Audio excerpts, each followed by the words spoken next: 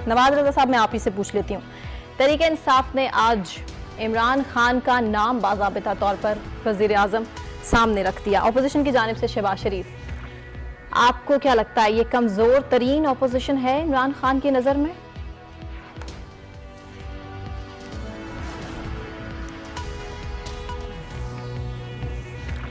देखिए, ये तो कहना बिल्कुल मतलब गलत बात है कि पाकिस्तान की ये तारीख की सबसे बड़ी अपोजिशन बन गई है। इसको कमज़ोर तरीन तो नहीं कहा जा सकता।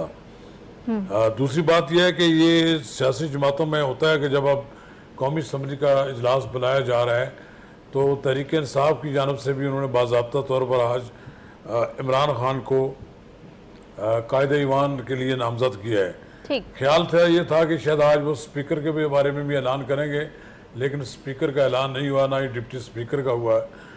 ये दोनों तरफ से ताकत का मुजाहरा किया जाएगा, एक दो दिन में पता लग जाएगा मजीद भी।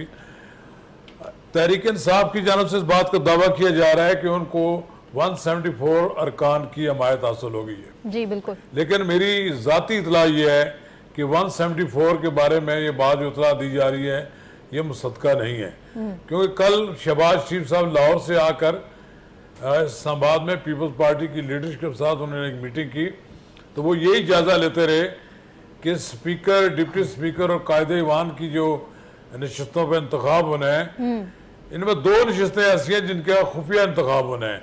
अच्छा। स्पीकर और डिप्टी स्पीकर का कोई आदमी दूसरी तरफ भी वोट डाल सकते हैं, अरकान कोई पता नहीं है, लोगों के राब्ते हैं।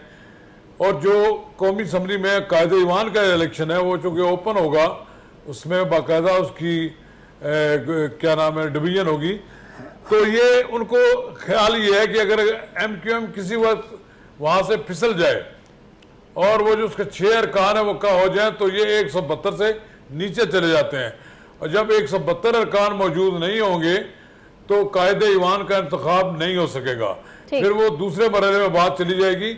इसलिए अपोजिशन को ना तो कमज़ोर कहा जा सकता